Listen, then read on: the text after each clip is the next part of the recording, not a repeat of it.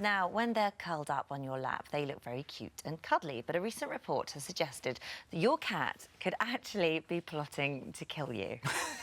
So what may sound like a ridiculous suggestion, in fact it is, but unfortunately it's a plausible one for Anna May Mangan, who says her cat is holding her hostage and terrorising her in her own home. Well, we'll be going live to Anna May in just a moment, but first, let's see what Sharon Stranger, an owner of 10 cats, has to say about all of this. I've got the report here. 100 cats from 2 different shelters in Scotland were used in the experiment. Researchers found that the larger predators shared similar characteristics of aggression and neurotic behaviour to domestic cats. We sort of knew that, right? Yeah. It was based on openness to experience, extroversion, agreeableness, consciousness, neuroticism. Researchers found that, along with being playful and excitable, dominance, impulsiveness and neurotic behaviour were the most common traits shared between the domestic cat and the wild cat, meaning only their size prevents them from being able to unleash their full predatory qualities.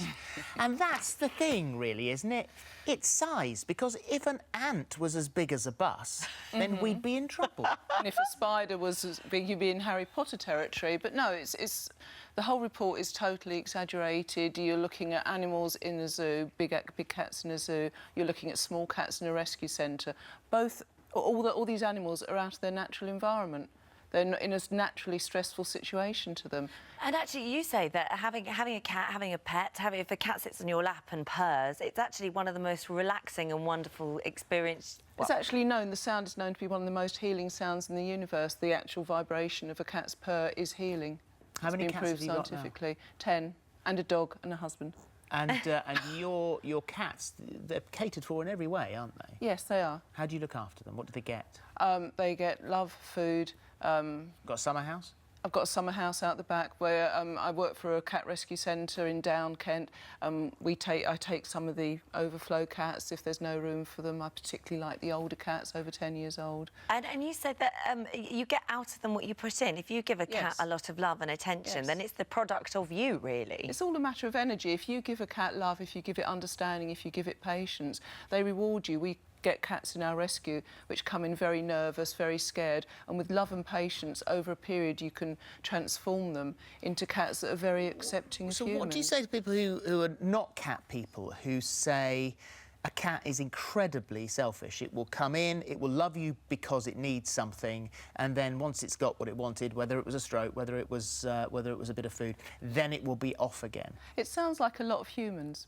But I would say that that's not true, because also cats are very empathetic. I find if you're going through something stressful, maybe a driving test or something's going on in your life, you have an illness you're concerned about, you'll find the cat actually spends more time with you, and it recognises the emotion and the fear and what you're going through, and it will come to comfort you. So it's a two-way process. When I was pregnant, my cat Roxy, she would always come and sit right up on top of my bump. Like, it's like she knew and she just wanted to keep it warm and fill it. Like, she definitely... I think there's more to cats than just... Well, I think Anna May Mangan might disagree, actually. So, hi, Anna May. You have Kitty.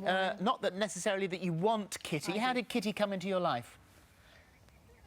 Well, she sort of bussed her way into the house. It was she wasn't invited, and I've been listening to what you were saying about those cats. I think Kitty needs a Casbo because she's so antisocial. And what can I do? I can't really get rid of her now. So explain. Couldn't catch her to get rid of her anyway. Explain what the issue is. You found her. She was a stray because you're pretty sure she's got such a terrible personality. No one's actually looking for her.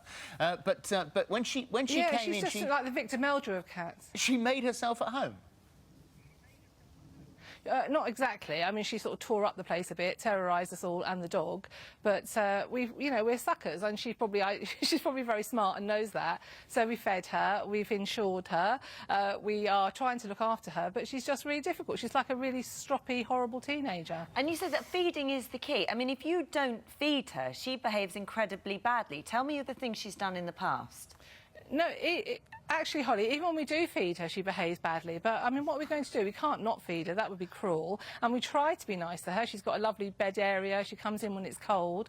I mean, she's gone off now today. She might not be back for a couple of weeks, but then when she does come back, I'll show you how she gets into the house, actually. We call her a bit of a cat burglar. Follow me and I'll show you.